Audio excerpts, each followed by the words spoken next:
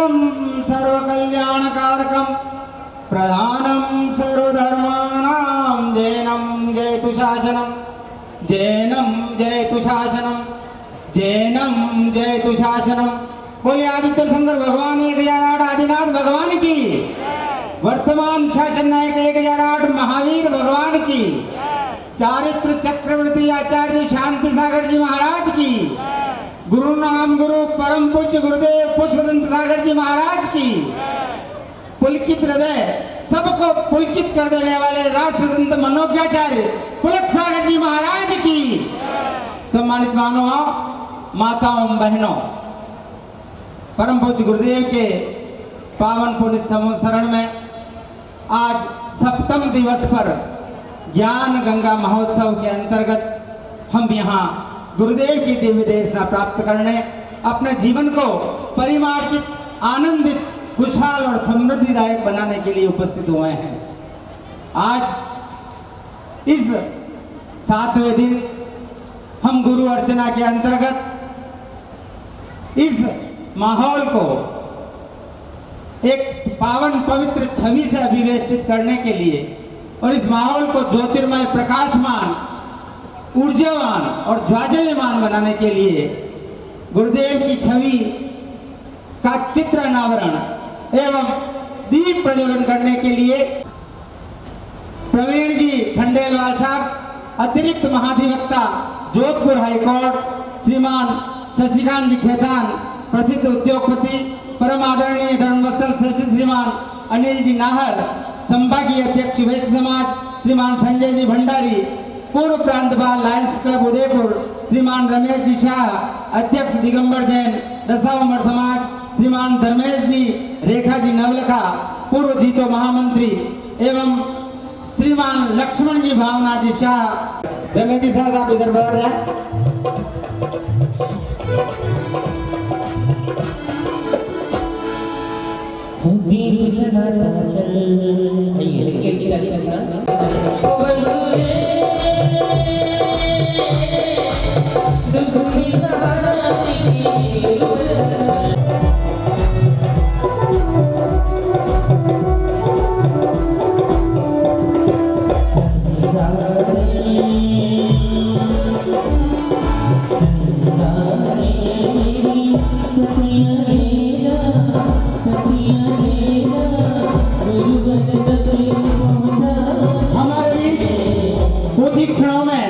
मैं स्वागतकर्ता के रूप में सादर आमंत्रित कर रहा हूँ श्रीमान विनोद जी भांडो, पादर जी सिंघवी।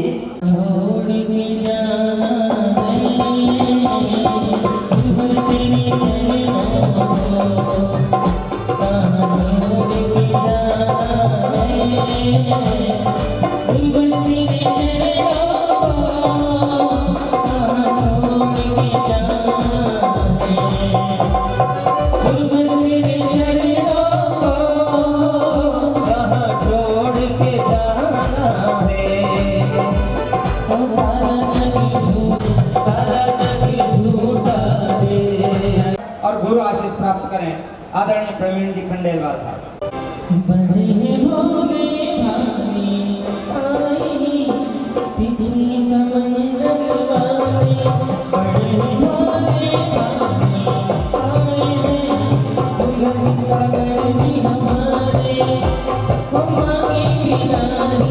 गुरु आशीष प्राप्त करने की श्रृंखला में सादर आमंत्रित कर रहा हूँ परम आदरणीय धर्मस्थल श्रेष्ठ श्रीमान हमारे बीच प्रसिद्ध उद्योगपति श्रीमान शशिकांत जी खेतान का मंगल पदार्पण हुआ है। पधारें और गुरु आशीष।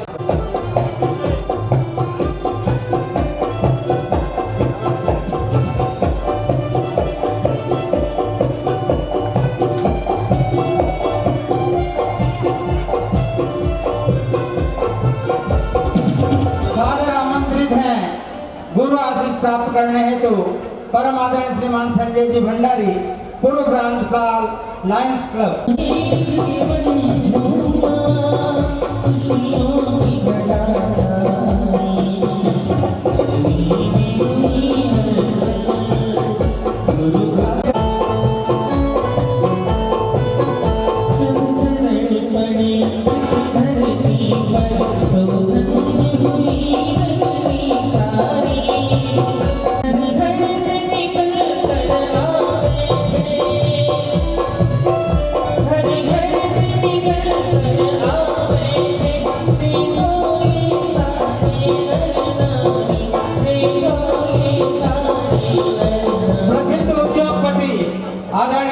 लक्ष्मण जी भावना जी शाह से निवेदन है पधारे गुरु आशीष प्राप्त करें।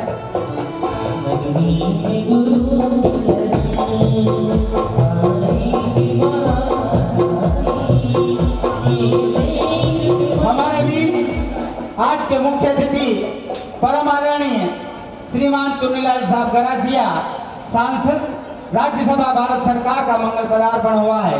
जोरदार तालियां बजाकर हमारे मुख्य अतिथि का सम्मान करें। पधारे, आपसे निवेदन है कि आप गुरु आशीष प्राप्त करें। करने के लिए सादर आमंत्रित कर रहा हूँ विनोद फांडो, पारस जी सिंघवी, नील कमल जी अजमेर एवं शांतिलाल साहब मानो। पधारे और हमारे मुख्य अतिथि का स्वागत और अभिनंदन करें। तत्पश्चात आप गुरु आशीष प्राप्त करें।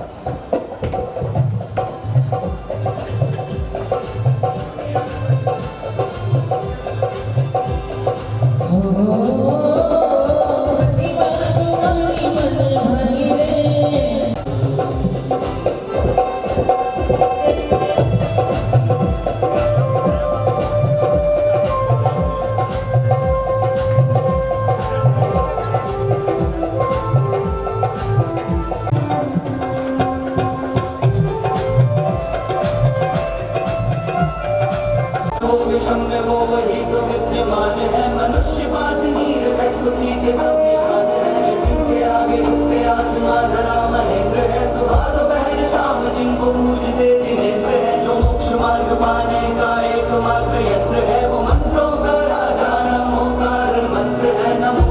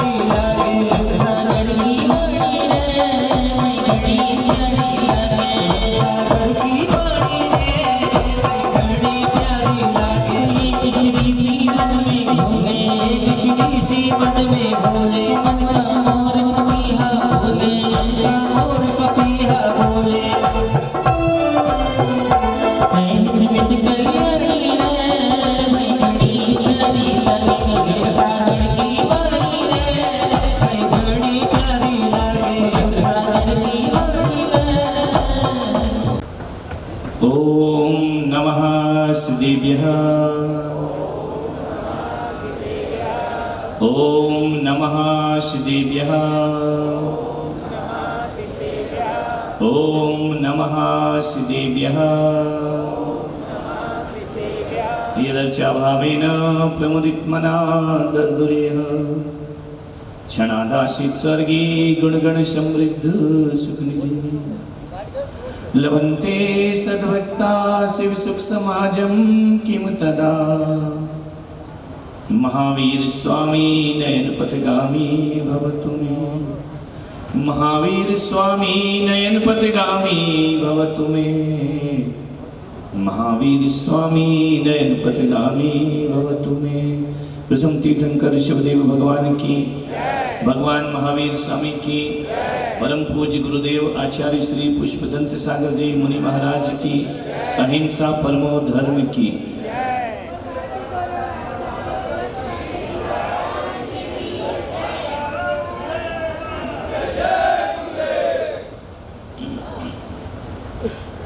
प्यारी प्यारी भव्यात्मा, पारिवारिक विषय चल रहे हैं।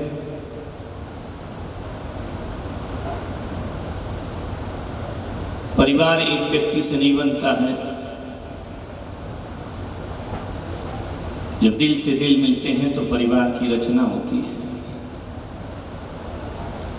परिवार में हर पहलू जीना पड़ता है। पिता का जीवन भी जीना है, पुत्र का जीवन भी जीना है, पति का जीवन भी जीना है, माँ का जीवन भी जीना है, बहू का जीवन भी जीना है, पत्नी का जीवन भी जीना है। परिवार में रिश्ते नाते भी निभाना है, खुशियां भी देना है, आंसू भी पहुंचना है।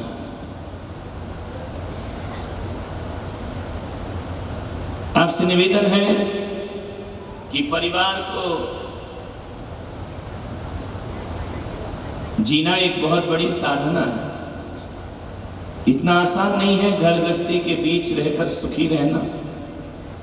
यदि घर गृहस्थी में सुख होता तो हम काय को छोड़कर यहाँ पर आते। ध्यान रखना, उसमें कोई सुख नहीं, बड़ा कठिन काम है। तुम लोग हिम्मत वाले हो, जी रहे हो या झेल रहे हो हम नहीं जानते हैं। जी रहे हो या जीना पड़ रहा है ये भी नहीं जानते हैं। और हंस रहे हो या हंसना पड़ रहा है ये भी हम नहीं जानते हैं। रहते हो या रहना पड़ रहा है ये भी हम नहीं जानते हैं। लेकिन एक बात तो जरूर है, मैं कहता हूँ कि परिवार का आदर्श परिवार बनाना किसी संत की साधना से कम नहीं हुआ करता है। रिश्तों को संभालना पड़ता है, रिश्तों को जीना पड़ता है, रिश्तों को संवारना पड़ता है। रिश्तों में औपचारिकताएं होती हैं, रिश्तों में एक दूसरों की भावनाओं का ख्याल रखना।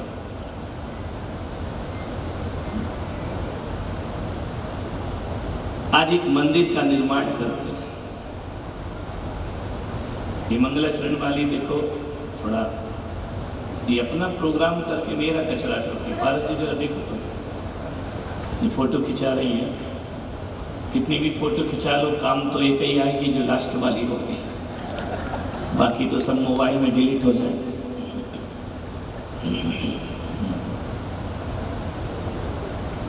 विचार करिए, एक ऐसा मंदिर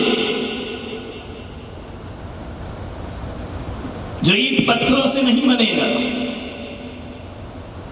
ईंट पत्थरों से मकान बन सकता है, लेकिन ईंट पत्थरों से घर नहीं बना सकता है। तुमने अपना बहुत खूबसूरत मकान बनाया, एक इंजीनियर ने नक्शा बना के दिया, आर्किटेक्ट ने नक्शा बना के दिया। एक बात याद रखना, एक इंजीनियर वह है जो घर का नक्शा बनाता है, और एक इंजीनियर मैं हूं जो घर का नक्शा बदलता है। ध्यान रखना, परिवार का नक्शा बदलने का प्रयास करता है।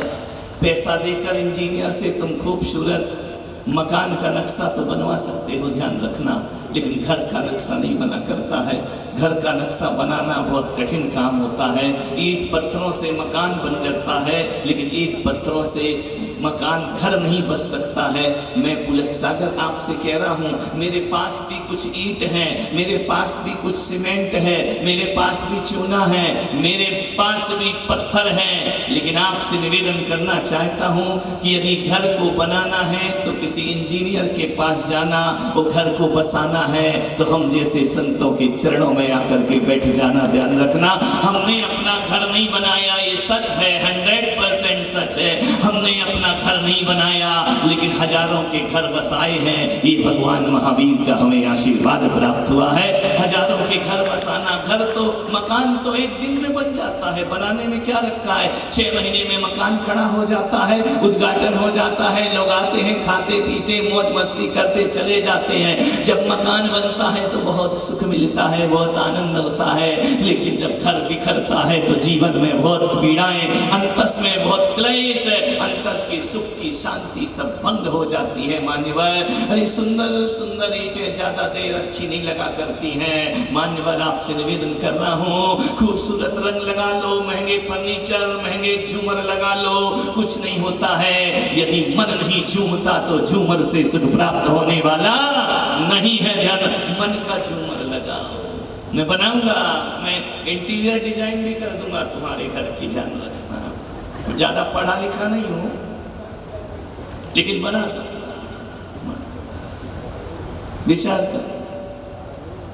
मेरे पास कुछ ईंटें हैं, आज धर्म सभा से लेकर के जाओ और अपने खूबसूरत मकान में मेरी भी ईंटें लगाओ। ध्यान रखना, कुछ ईंटें दूंगा आज को मैं आपको। आज मेरे पास इंसानियत की ईंटें हैं, मेरे पास सच्चाई की सीमेंट है, मेरे पास चारित्र का चूना है, और मेरे पास मोहब्बत का गारा है जिससे तुम्हारा घर बसाया जा सकता है।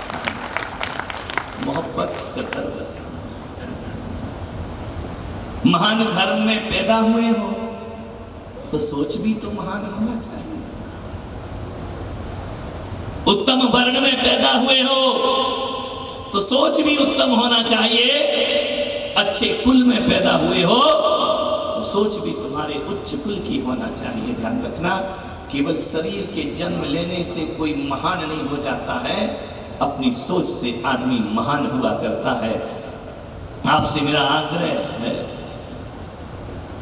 जिस परिवार में तुम्हारा जन्म हुआ है ना, ध्यान रखना, जिस फैमिली में तुम पैदा हुए हो, जिस परिवार में तुम दुनिया में आए हो, जिस परिवार के बीच पले हो, पुसे हो, बड़े हुए हो, जिस परिवार में तुमने पढ़ाइयाँ की हैं, जिस परिवार में तुमने माता पिता का प्यार पाया है, जिस परिवार में मनुहार मिली है, और जिस परिवार में पालना झूले हो, और जिस परिवार में आकर जीवन की पहली आँख खोली है, जीवन की अंतिम आँख भी उसी परिवार में मूंदना चाहिए। ध्यान रखना है, जीवन की अंतिम सांस भी वहीं खत्म होना चाहिए, जीवन का विसर्जन भी वहीं पर।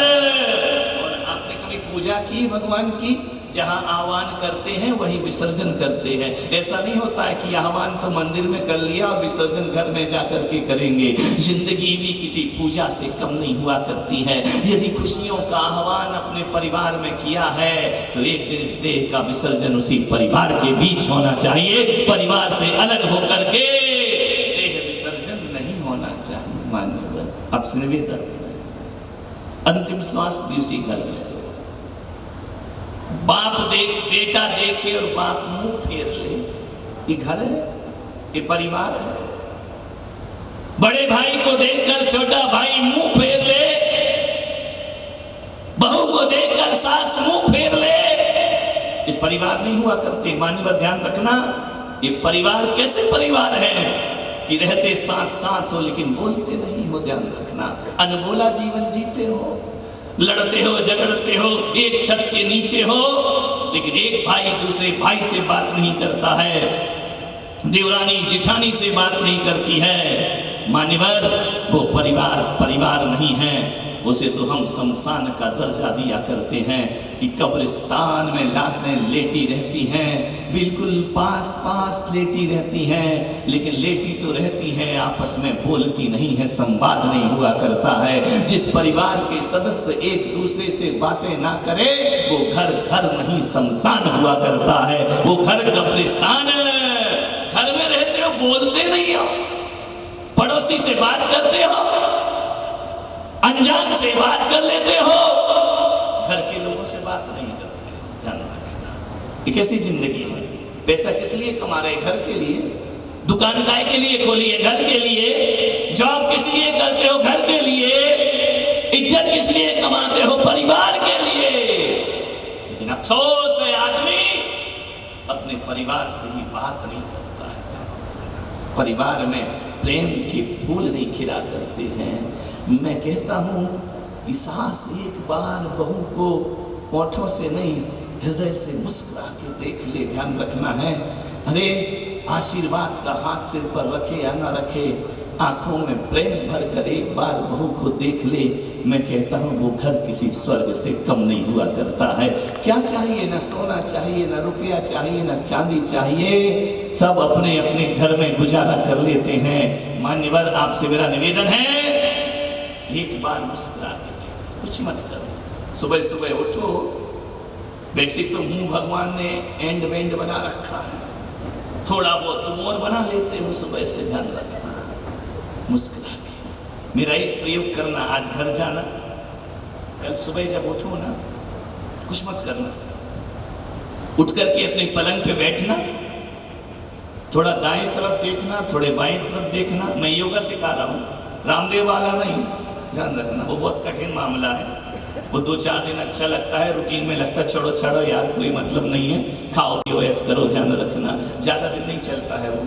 मान्यवर मैं ऐसा योगा दे रहा हूँ, कुछ नहीं करना है, ना सांस अंदर बाहर करना है, ना पेट बाहर लाना, ना भीतर ले जाना है, कुछ नहीं करना है, ना कुंभक करना है, ना रेचक करना है, ना मैं कहूँगा प्राणायाम करो, ना मैं कहूँगा अनुलोम विलोम करो। मैं तो पुलक सागर इतना कहता हूँ कि जीवन को हल्का बनाना है, जीवन को आनंद में बदलना है, जीवन में खुशियाँ लेकर के आना है। तो रोज सुबह जब उठो, रोज सुबह जब उठो तो कुछ मत करो, थोड़ा सा दाएं तरफ देखो, थोड़ा सा बाएं तरफ देखो। वो जो तुम्हारा देवता सोया पड़ा है कुंभकर्ण की तरह, उसे सोने दो, उठाने की कोशिश बिल्कुल मत करो। बच्चे पड़े हैं पड़े रहने दो। ध्यान रखना, उनको उठा के उनका और अपना दोनों का दिमाग खराब मत करो। ध्यान रखिए, सुबह से बड़बड़ बड़बड़ बड़बड़ बड़बड़ शुरू हो जाए। ध्यान रखना, जब मेरा प्रवचन मंगलाचरण से शुरू होता है तो तुम्हारा जीवन भी मंगलाचरण से शुरू होना चाहिए। जीवन तुम्हारा आनंद में, ये स्टेज कोई मनोरंजन नहीं है, ये विद्यालय है। यहाँ से तुम्हें जीवन के सूत्र सीख करके जाना है, कैसे यहाँ चरण प्रक्षालन किया जाता है। मान्यवर ये चरण प्रक्षालन मेरे कर दिए, घर में बड़ों के करो। जो आनंद पंडाल में आ रहा है वो आनंद तुम्हें घर में प्राप्त होना प्रारंभ हो जाएगा। तालियां ही अकेली मत बजाओ मेरे भाई, कुछ करो जीवन में। यहाँ तालियां बजा के मेरा प्रवचन उड़ा के चले जाते हो। ध्यान रखना, आपसे निवेदन है जो जो यहाँ होता है अपने घर में करो। मेरे स्टेज पर जब चढ़ते हैं ना, इतने अतिथि चढ़े, कोई ऐसा नहीं चढ़ा के मुंह बना के चढ़ा हो।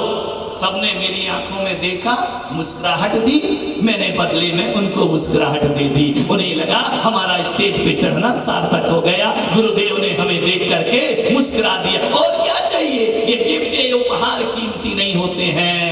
संतों की हंसी और मुस्कुराहट मिल जाए, जीवन में आशीर्वाद बरस जाया करता है। ध्यान रखिए, घरों में मुस्कुरा के क्यों नहीं जीते हो? मुंह बना के क्यों जीते हो? मुंह लटका के क्यों जीते हो? भगवान ने इतना सुंदर चेहरा दिया है। ध्यान रखना, मुस्कुराने में कोई पैसा लगता है, रुपया लगता है। ये जो 2 ओंठ है ना, इनको थोड़ा सा 1 इंच भी नहीं मेरे भाई, एक सूत थोड़ा सा ऐसा खींच लेना है, जीवन में आनंद की बरसात हो जाया करती है। मुस्कुराओ, जीवन हंसने के लिए है, जीवन खिलखिलाने के लिए है, जीवन मुंह बनाने के लिए। ध्यान रखना, चेहरा भगवान बनाकर बेचता है, चेहरा ऊपर से मिलता है, चेहरा कुदरत से मिलता है, चेहरा प्रकृति से मिलता है।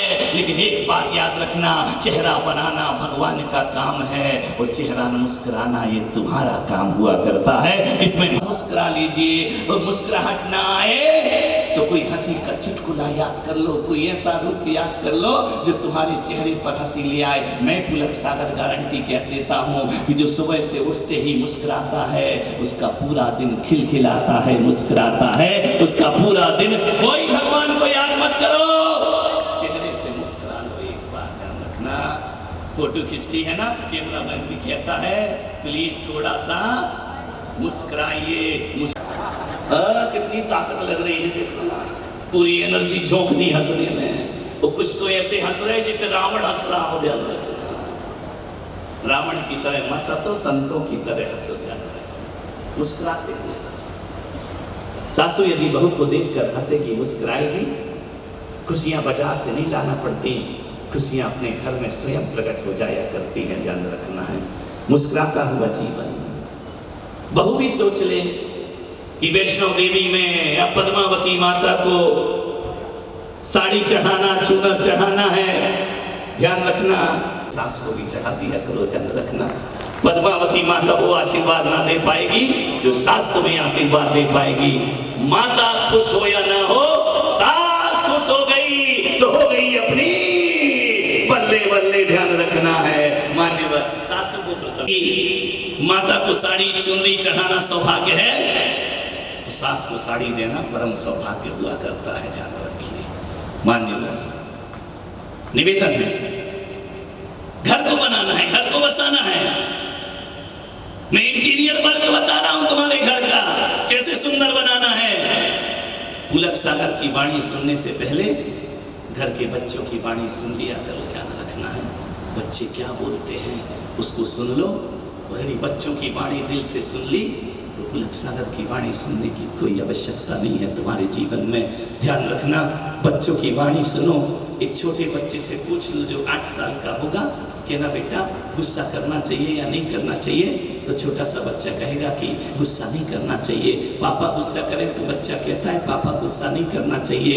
एक 8 साल के बच्चे को आता है गुस्सा नहीं करना चाहिए, और 80 साल का बूढ़ा नहीं समझ पाता है कि गुस्सा करना चाहिए या नहीं करना चाहिए। ध्यान रखना, एक छोटे से बच्चे, मैं आपसे कहता हूँ तुम्हारे यहाँ चतुर्मास हुआ है, आधे घंटे मेरे कमरे में बैठो या ना बैठो, तुम्हारे घर में यदि छोटे छोटे बच्चे हैं 1 घंटे उन बच्चों के साथ जरूर खेलने का प्रयास करिए, उनके साथ बैठने का प्रयास करिए, क्योंकि संत और बच्चे दोनों का स्वभाव एक सा हुआ करता है, दोनों निर्विकार हुआ करते हैं, दोनों के अंदर अहम नहीं होता है, दोनों के अंदर ईगो नहीं होता है। थोड़ा बच्चों को समय दो, बच्चों के पास बैठो। बच्चे वो हैं जो दादाजी को कहेंगे दादाजी घोड़ा बनाओ, मैं बैठूंगा तुम चलो, चल रहे घोड़े टम्मक, दोनों कान पकड़ के घुमाएगा। ध्यान रखना, वो घोड़ा बन करके घूमना, मैं कहता हूँ दादाजी को ये सुख जिंदगी में नहीं मिलता, जो पोते पीठ पर बैठे तो वह सुख दादाजी को प्राप्त हुआ करता है, वो इतना सुख मिलता है उन्हें। कहते हैं ना, मूल से ज्यादा प्यारा ब्याज हुआ करता है। ध्यान रखिए, दादाजी की मूछ में यदि खींच दे पोता तो दादा को गुस्सा नहीं आती है, पॉकेट से पैसा निकाल ले तो दादा को गुस्सा, ऑफिस जाए तो शेर जैसा रहे। ध्यान रखना, मानो इतना रोग से जीता था। एक आदमी ने पूछा कि बताओ यार, तुम ऑफिस में दुकान में तो बड़े शेर बने घूमते हो, घर में तुमको क्या हो जाता है? बड़े शेर जैसे चलते हो, टाइगर जैसे चलते हो, घर में तुमको क्या हो जाता है? बोले घर में तो शेर घर में भी रहता हूँ, लेकिन फिर हो क्या जाता है? बोले हो ये जाता है, शेर तो मैं बाहर भी हूँ और शेर मैं घर में भी हूँ, बस घर में दुर्गा जी मेरी छाती पे बैठ जाती है, इसलिए मैं दहाड़ना। ईद आती है, मुसलमान आपस में गले मिलता है, होली आती है, हिंदू आपस में गले मिलता है, दिवाली आती है, वैश्य आपस में गले मिला करते हैं। मैं पुलक सागर आपसे निवेदन कर रहा हूँ बड़ी विनम्रता के साथ। रोज सुबह उठ करके आपसे कह रहा हूँ पूरा परिवार एक साथ बैठकर नमोकाशी करे, पूरा परिवार एक साथ एक डाइनिंग टेबल पर रोज सुबह तुम्हारे घर में क्षमावाणी हुआ करती है। रोज आनंद में जियो, दोपहर का खाना एक थाली में खाओ, दिवाली के मिलन का मजा आएगा। तो सांझ को अपने बुजुर्गों के साथ बैठो, थोड़ा हंस लो, खिलखिला लो, मुस्कुरा लो। मैं तिलक सागर कहता हूँ एक दिन नहीं हमारे घर रोज दिवाली का त्योहार आ जाएगा। ध्यान रखना हरदम दिवाली है हमारे घर में, रोशनी फैलेगी, अंधियारा भाग जाएगा, खुशियों की दिवाली आ जाएगी। साल में एक बार क्यों दिवाली मनाते हो? वो आनंद में एक बार जिस घर में रोज उत्सव होते हैं ना, एक साल में एक बार जो त्योहार आते हैं, महोत्सव उसी के घर में होते हैं जो उत्सव रोज किया करते हैं। बोले ऐसा लिखा है कि रत्न शास्त्र में जीवन में आनंद बरसता है। मैंने कहा पागल नादान, तो बहुत गलत दुकान में आ गया है, यहाँ कोई रत्न मिलने वाले नहीं है। तो बोले फिर भी आप संत हैं, बड़ा आपका उदयपुर में चर्चे हो रहे हैं, गली गली में कोई रत्न दे दो, पहन लो, मेरे जीवन में ग्रह शांति हो जाए। मैंने कहा पागल, मेरे पास ना हीरा है, ना मोती है, ना पन्ना है, ना माणिक है। बुलक सागर एक अंगूठी देगा तू पहनेगा? बोले हाँ। तो मैंने कहा एक अंगूठी में जरूर दूंगा। बोले आप अंगूठी वाले बाबा हैं? मैंने कहा हाँ मैं अंगूठी वाला बाबा हूँ। एक से एक बाबा पैदा हो गए दुनिया में, एक कंप्यूटर बाबा पैदा हो गया है, एक मोबाइल बाबा पैदा हो गया है, 250 सालों में ना जाने कितने बाबा पैदा हो गए। बोले आप बताओ? मैंने कहा नहीं मैं कोई बाबा नहीं हो। बोले अंगूठी वाले बाबा हैं क्या? मैंने कहा हाँ मैं अंगूठी वाला बाबा हूँ। तो बोले बताओ एक अंगूठी हमको दो, हम पहनेंगे। मैंने कहा एक बात याद रखना। बोले महाराज बताओ सोने की पहनो, चांदी की पहनो, तांबे की पहनो, अष्टधातु की पहनो? मैंने कहा कुछ मत पहन, एक अंगूठी आज मेरे यहाँ से लेकर जा। ध्यान रखना तब हीरा पन्ना मोती की होगी ना कुछ होगी। तो बोले कौन सी अंगूठी है? इनका प्रेम की अंगूठी पहन कर जा, तेरे जीवन में स्वर्ग उतरने में ज्यादा देर नहीं। प्रेम की क्या रोज तो मंदिर जाते हो, प्रवचन तो पापियों के लिए होता है, तुम सब धर्मात्मा हो, मेरे को काय को पसीना बहा रहे हैं, मेहनत करा रहे हो। आपसे मैं एक ही आग्रह करूंगा, मंदिर जाते हो कितनी देर? कितनी देर बोलो? 2 घंटा बिल्कुल खाली हो, घर में कोई काम नहीं है, यही बचा है। कितनी देर जाते हैं मंदिर? 10 मिनट, 20 मिनट, आधे घंटे, ज्यादा से ज्यादा खींच लो 1 घंटा। मान लेते तुम्हारा कहना, मुझे मालूम है 1 घंटा तुमको मंदिर में नहीं लगते हैं, मंदिर तो 10 मिनट में निपटता है। दिखती नहीं है, तेरा बेटा कैसा है, फिर अम्मा आएगी, तेरी बहू कैसी है, तेरे लड़के की शादी हो गई? बोले हो गई। बोले कितना मिला? कितना मिला? कोई तेरे घर में आने वाला है क्या? लेकिन पंचायती करना है, वहाँ खड़े होकर के ध्यान रखना है। 10 मिनट तो मैं देखता हूँ मंदिर के गेट पे खड़ी रहती सहेलियाँ, वो घर जाके बोलती 1 घंटे मंदिर से आ गए हैं। भगवान तो 10 मिनट में निपट जाता है। ध्यान रखिए सारा समय तो सहेलियों में बीत गया। तेरा नंबर देना, तेरा मोबाइल नंबर देना, तेरी वो क्या है वो फेसबुक दिखाना, इंस्टाग्राम में तेरे कितने फॉलोवर हैं, जे तुम्हारा मन के ध्यान रखना। विचार करिए, धर्म तो एक तरफ गया है। आपसे निवेदन करता हूँ, फिर भी तुम कह रही हो 1 घंटे, तो मैं मान लेता हूँ 1 घंटे तुमको मंदिर में लगेंगे। आपसे निवेदन करता हूँ 1 घंटे आप मंदिर में जाते हैं, मंदिर को कितना पवित्र बनाकर रखते हैं, रहना उसमें शांति धारा करो भाई। 1 घंटे मंदिर की शांति धारा से कुछ नहीं होने वाला है, 3 घंटे की शांति धारा घर में होना चाहिए, तब जीवन हमारा सार्थक। और एक जीवन साथी की जरूरत सबको पड़ती है जिंदगी में। निवेदन जीवन साथी का चयन बड़े सोच समझ के करते। ध्यान रखना ये तुम्हारा डिसीजन है, ये तुम्हारा निर्णय है, इसमें आजकल माँ बाप की भी नहीं चलती है। आजकल बाप कहता बेटा मेरी पसंद की शादी कर ले, बेटा कहता है बाप देख लिए तुम्हारी पसंद कैसी है, मैं अपनी पसंद की लाऊंगा। तुम्हारी पसंद तो हम भुगत रहे हैं 15 साल से, ध्यान रखना। तू भुगत रहा तो भुगत रहा, हम भी भुगत रहे, तुम्हारी पसंद नहीं सही, हमको ध्यान रखना। रोज तो तुम लड़ते से लड़ते हो, ऐसी पसंद की शादी मुझे नहीं करना है। जीवन साथी ढूंढिए, एक जीवन साथी तुम्हारा डिसीजन है, तुम्हें शादी करना है। मान्यवर अनार की कली, ए तेरे लिए आसमान से तारे तोड़ लाऊं। 6 महीने बाद रामलाल सब्जी नहीं लाता बाजार से, काय के तारे तोड़ करके लाएगा। 6 महीने बाद पत्नी को देखना पसंद नहीं करता है। ज्यादा मीठी मीठी बातों में मत आओ, ध्यान रखना। रूप रंग देख करके लड़की मत लाना। ज्यादा रूप रंग वाली भी बड़ी घमंड में जिया करती है, अकड़ में जिया करती है। आपसे मेरा निवेदन है, ऐसा नहीं कि सब रूप रंग वाली घमंडी हो, कई अच्छी भी हुआ करती हैं। आपसे निवेदन है, रूप रंग ही मत देखो, पैसा मत देखो। पैसा ससुराल से कितना भी मिल जाए, साल 2 साल में खत्म हो जाया करता है। ससुराल के पैसे में कितने दिन जियोगे सुनी? अपनी ही कमाई अपने काम आती है। मान्य ससुराल का कुछ काम नहीं आता जीवन में, ध्यान रखो रे। ले दे के बीवी काम आती है, कुछ नहीं आता है काम में। न रुपया काम आता, न वो टीका काम आता, न वो लिफाफा काम आता, न वो साली का चुराया हुआ जूता काम आता। ध्यान रखना, विचार करना है।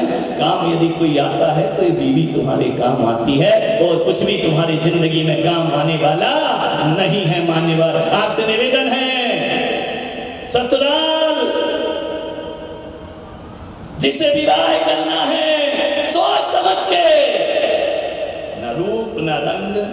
मैं तो कहता हूं रूप रंग मत देखना, जिससे शादी करना उस जीवन साथी के जीने का ढंग देखना, तुम्हारा जीवन सार्थक और सफल होगा। रूप रंग नहीं, जीने का ढंग देखो, कैसे जीता है, कैसे बोलता है, कैसे चलता है, कैसे उठता है, क्या करता है, एक दूसरे की भावनाओं को समझता है। या मैं एक पत्नी, तुम्हारी शादी हो गई है, सब बैठे हैं दिग्गज लोग, शादी कर कर के बहुत बड़ा दिल्ली का किला जीत लिया जैसे।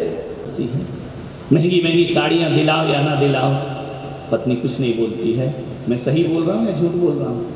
बोलो बोलो, सही बोल रहा हूँ? नहीं तो तुम मेरी बेइज्जती करा दो। नहीं महाराज, हमको तो कंगन ही चाहिए, हमको तो क्या सिखा रहे हो? इनको ध्यान रखना है, विचार करना है। न कंगन, न महंगी साड़ियाँ, न महंगी कार। हकीकत बताऊं तो हर पत्नी अपने पति से आज की इस भागती दुनिया में थोड़ा सा वक्त चाहती है, कि थोड़ा सा समय दे दिया करो। महंगे आभूषण लाओ या ना लाओ, कम से कम 5-10 मिनट मुझे भी दिया करो। कम से कम दिन भर में इंतजार करती हूँ, तुम्हारा ख्याल रखती हूँ। लेकिन दुख इस बात का है कि आज का पति अपनी पत्नी को सब सुख दे दिया करो। इनको नहीं चाहिए। सीता जंगल में थी तो राम से केवल वक्त मांगा करती थी। यदि वक्त देता है पति तो 14 वर्ष का जंगल भी महल का सुख प्रदान किया करता है। ध्यान रखना, पति से वक्त की उम्मीद रखती है एक पत्नी। ध्यान रखना, थोड़ा वक्त दो, थोड़ा से समय दो, थोड़ा उससे प्रेम से बोलने का प्रयास करिए। आपसे मेरा निवेदन है, जब घर में आओ, आज तुम्हारा नंबर नहीं, इनका नंबर है, तब तक तुम्हारा नंबर चलेगा। कौन महिला करी, हम वर्षों से इंतजार ही कर रहे थे कि इन पे भी प्रवचन होगा या नहीं होगा। किसी लेडी ने पर्स उठा के दिया, आप क्या बोलोगे? ईमानदारी से उसने कहा, भाई साहब, एक तो पहले ही शब्द उसने गलत बोल दिया, आधा मूड वहीं खड़ा। ध्यान रखना, उसने कह दिया, भाई साहब, ये आपका पर्स गिर गया था। अब आप पर्स लेते वक्त क्या बोलोगे? ईमानदारी से बताइए, क्या बोलोगे? बोलो बोलो। बहन जी, उसने पर्स दिया, ऐसा लग रहा है जैसे तुम राखी लेके घूम रहे हो। ध्यान रखना, बहन जी तो नहीं बोल, इतने ईमानदार तो तुम बोले कि तुम बहन जी बोल, तुम्हारे मुंह से निकल नहीं सकता है। ध्यान रखना, सांसद महोदय बड़े मजे में विचार कर रहे हैं, और इस उम्र में तो बहन जी ही बोलोगे, बोल के क्या करोगे? और बोलोगे भी क्या? बहन जी में काम चला। और अच्छा है वो बहन जी में मायावती नहीं थी, नहीं तो और लेने के देने पड़ जाएंगे। ध्यान रखना, एक बहन वो ममता चिल्ला रही है। ध्यान रखना, ज्यादा बहन जी मत बोलना, आजकल बहन जी डेंजरस हो गई है। मान लो उसने पर्स उठा के दिया, आप कहोगे, मैडम थैंक यू, धन्यवाद, बोलोगे या नहीं बोलोगे? बोलो, शिष्टाचार बोलोगे या नहीं? पक्का बोलोगे? बोलते हो, थैंक यू मैडम। अब दूसरी थोड़ी कहानी पलट देते हैं, तुम दौड़ रहे हो, भाग रहे हो, पर्स गिर गया, पत्नी ने उठा के दिया, अब आप क्या बोलोगे? बोलो ईमानदारी से बताओ, अब बोलो क्या बोलोगे? उठा दिया तो कौन सा बड़ा काम कर दिया। मैं तो यही सोच रहा तो चल किस लिए रही, कब पर से गिरे हो, कब तुम उठा के। अरे मेरे भाई, दूसरे की बीवी को थैंक यू, कभी अपनी बीवी को भी बोल दिया करो थैंक यू। जीवन में बहारें आ जाएंगी, जीवन आनंद में परिवर्तित। कभी दो शब्द इसके लिए भी अच्छे बोल दिया करो। कभी ये गलत काम करे तो तुम्हारे मुंह से डांट निकला करती है। यदि भोजन अच्छा ना बनाए तो तुम उसे डांटते हो। एक गिलास पानी समय पे ना लाए तो आप झुंझला जाते हो। अरे जब गलतियों पर गालियां बकते हो, अच्छा काम करे तो उसे भी धन्यवाद दिया करो, उसके साथ अन्याय मत किया करो। ये जिसको थैंक यू बोला है वो कोई काम की नहीं है पागलो। काम तो यही आने वाली है जिंदगी में, ध्यान रखना है। एक पर्स में थैंक यू और पत्नी को थैंक यू नहीं बोला। सांसद जी कह रहे गजब, आज से माहौल बदलेगा, घर का ध्यान रखना है, विचार करना है आपके। सुनो, थैंक यू बोलो अपनी पत्नी को, धन्यवाद दो अपनी पत्नी को। जब गलतियों पे डांटते हो तो अच्छाई में कंजूसी क्यों हो जाती है। मैं जानता हूं इन मर्दों को, गाली देने में शेर बन जाते हैं। जब थैंक यू बोला जाए तो छाती पे पत्थर आता है। कैसे अपनी पत्नी को थैंक यू बोल दूं, ध्यान रखना है। मान्यवर, आज से बदल लीजिए अपने घर के कायदे। जितना सम्मान पड़ोसी को देते हो उतना पत्नी को देना प्रारंभ करो। देखना जीवन में क्या आनंद की बरसात हुआ करती। कभी धन्यवाद नहीं, अच्छा खाना बने तो भी धन्यवाद नहीं, अच्छा काम करे तो भी धन्यवाद नहीं। ये कैसा जीवन है? मान्यवर, सोचना है। बात बहुत छोटी है लेकिन बात बहुत बड़ी है, ध्यान रखना। तुम्हारा बच्चा गलती करे तुम डांटते हो, और बच्चा सही काम करे तुम उसकी पीठ नहीं थपथपाते हो, उसको ये नहीं बोलते हो कि मेरे आंखों के तारे, तूने बहुत अच्छा काम कर दिया, तू मेरे व्यापार को आगे बढ़ा रहा है। जब भी महाराज के पास लाएंगे, लड़का ऐसा करता है, ये पढ़ता नहीं है, ये लिखता नहीं है, ये ऑफिस नहीं जाता है, शिकायत ही शिकायत। कभी जिंदगी में अच्छे शब्द भी बोला करो, ध्यान रखना है। फिर वो पत्नी सोचती यार कुछ भी करो, इसके मुंह से तो बुराई बुराई निकलती है। फिर वो कहती भाड़ में जा, जो है वो है, खाना हो खा ले, नहीं खाना हो मत खा, ध्यान रखना।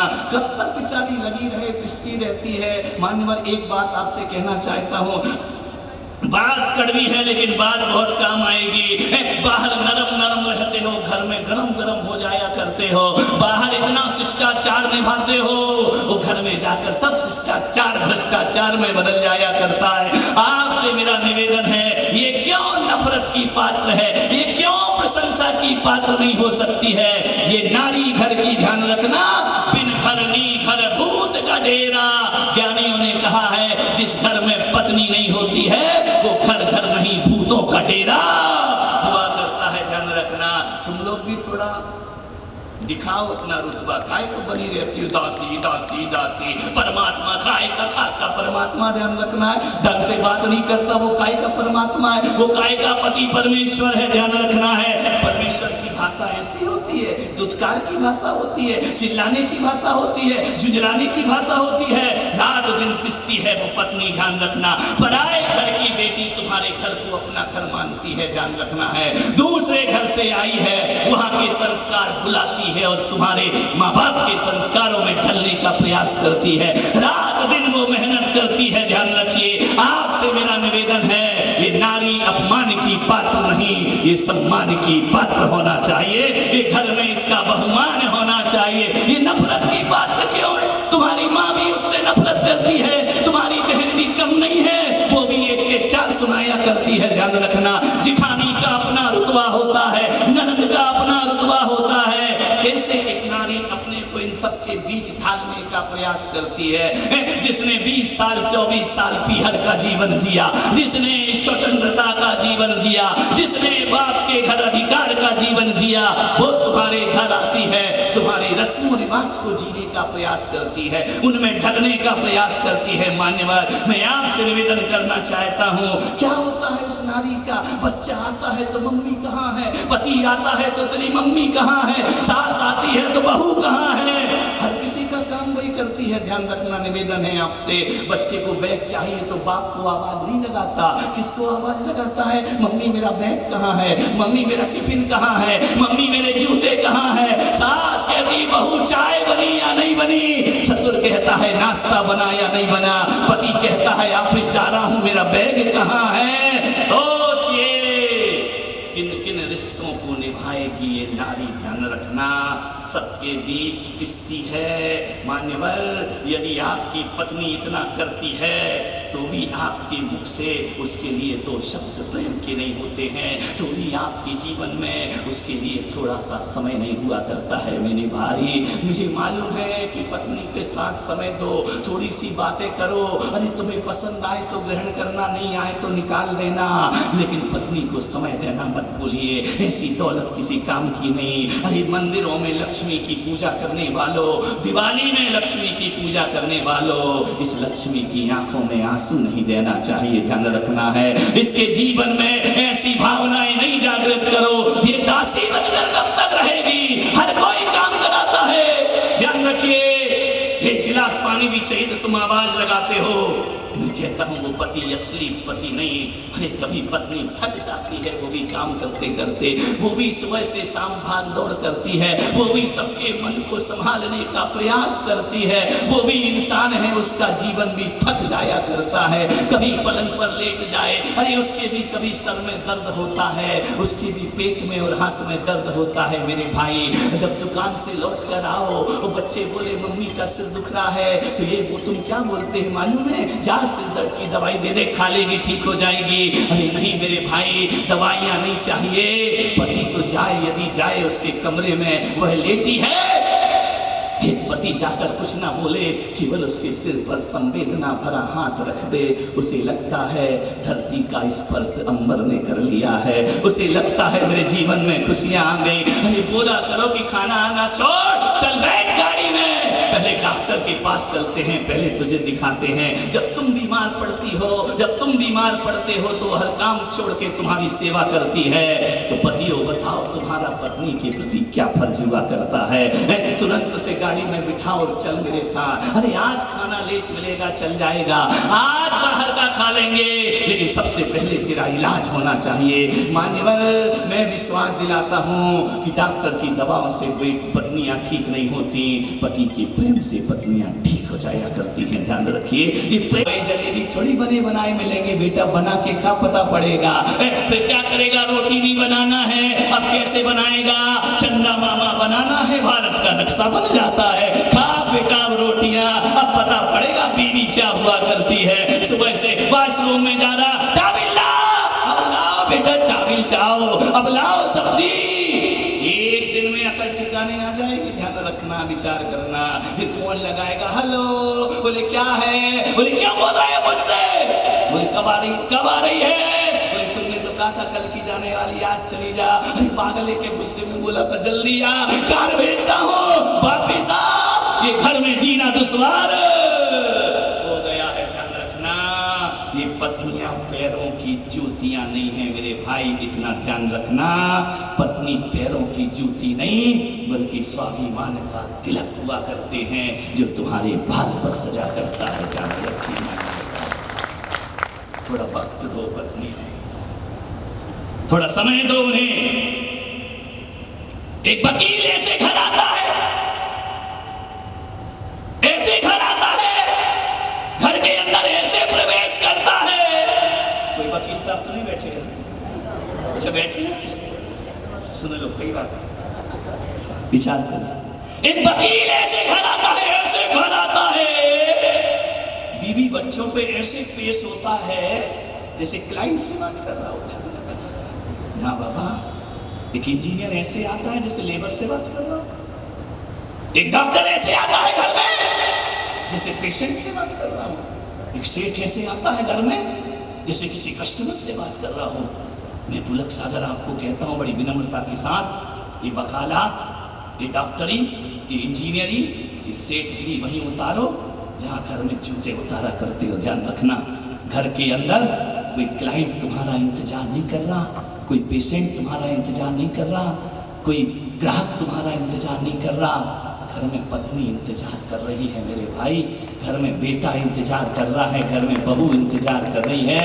ये जितनी भी डिग्रियां हैं अपने सिर पे रखो, लेकिन घर के बाहर एक जूता उतारने का स्थान होता है, डिग्री वहां फेंको और ऐसे प्रवेश करो घर में जैसे किसी मंदिर में तुम्हारा प्रवेश हो रहा हो। ध्यान रखना है, पत्नी इंतजार कर रही है, क्लाइंट इंतजार नहीं कर रहा है, उससे तुम तर्क वितर्क किए जा रहे, तूने ऐसा क्यों नहीं किया, तूने वैसा क्यों नहीं किया।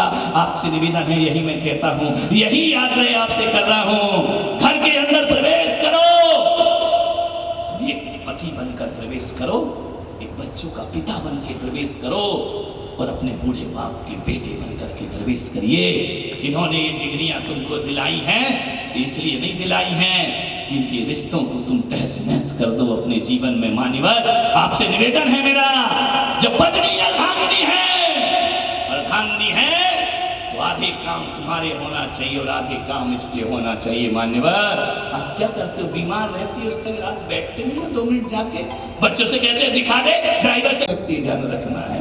कब तक सुने, बाप अलग चिल्ला रहा, बेटा अलग चिल्ला रहा, ससुर अलग चिल्ला रहा, हर किसी को हाथ में सब काम चाहिए। ध्यान रखना है, एक बैग नहीं उठाना है, एक गिलास पानी नहीं भरना है, पत्नी की तंग आ जाती है।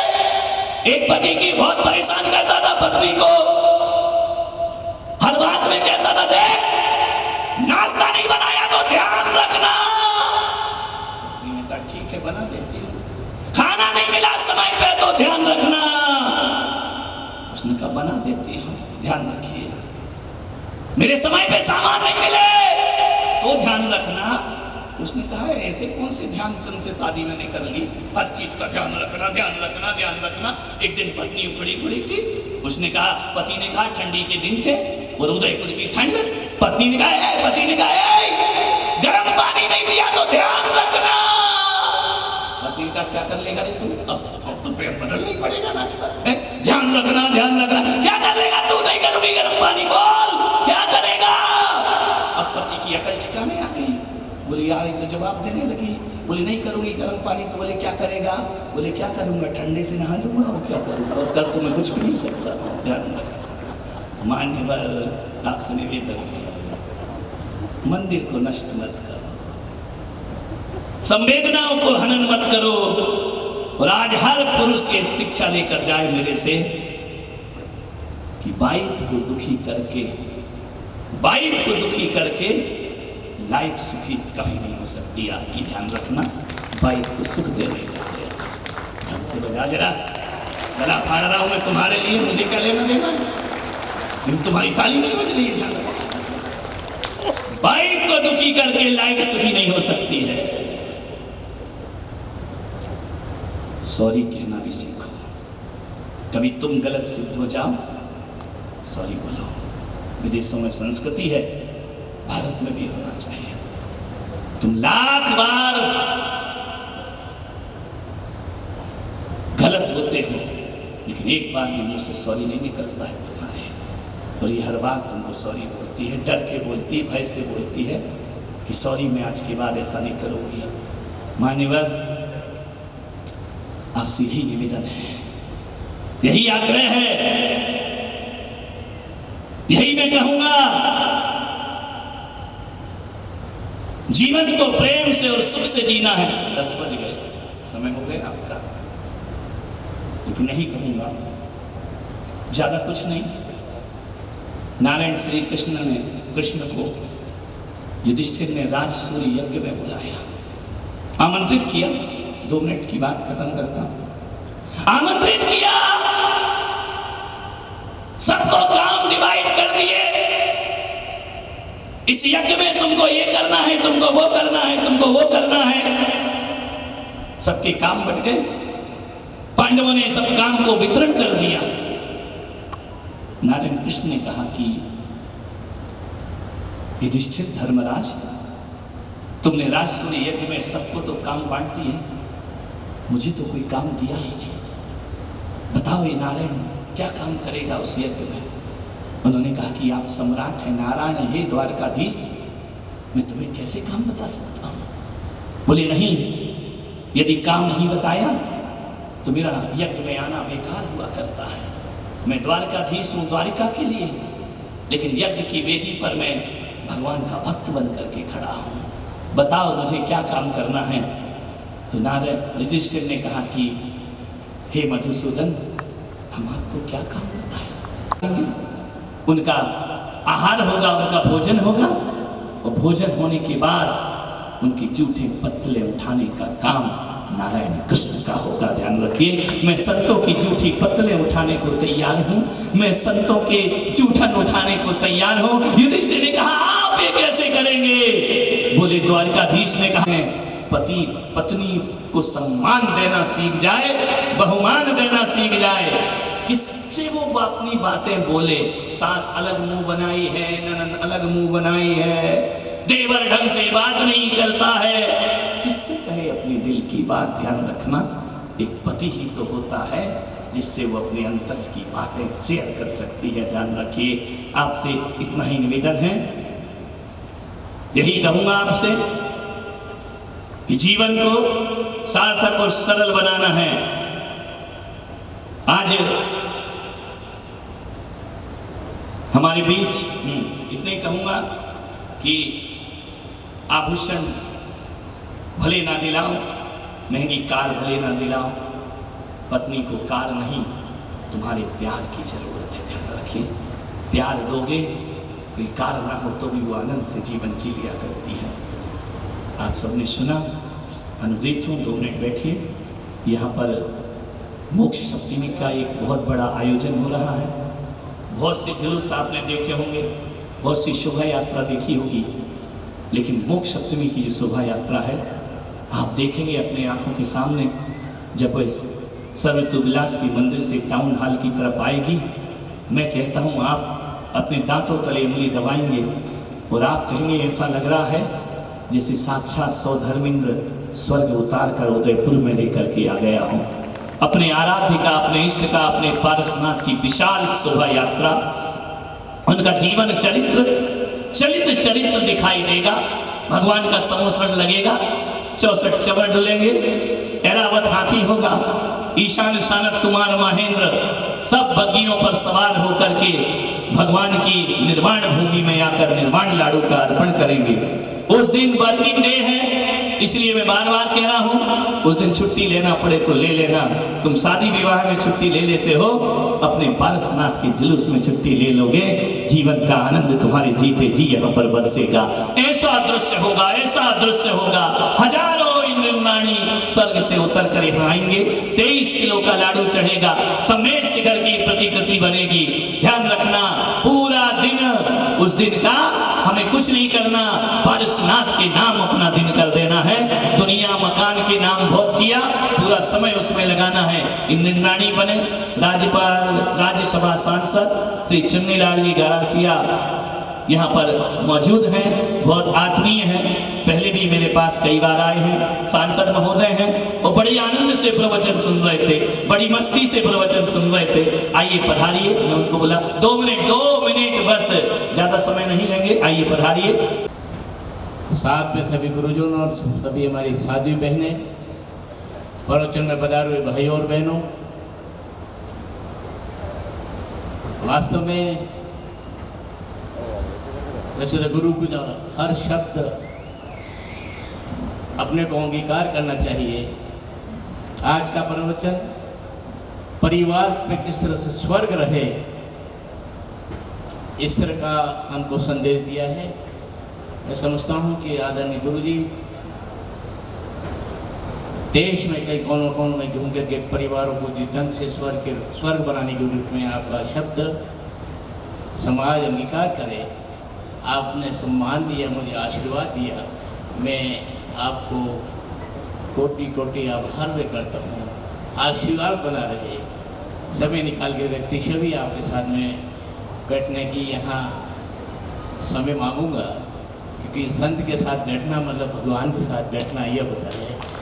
मैं एक भाव आपके सामने निवेदन किया है। और हमें संस्कार मिलते रहे राजनीति में काम करने वाले लोगों को, यह भी मैं आपसे प्रार्थना कर रहा हूँ, क्योंकि संत का आशीर्वाद राजनीतिकों को भी, वो भी एक सामाजिक कार्य में दायित्व निभाते हैं। आपका आशीर्वाद मिलता रहे। जय भारत, जय हिंद। जय हिंद, जय मेवाड़। प्लीज मेरे YouTube चैनल को सब्सक्राइब जरूर करें। Thank you.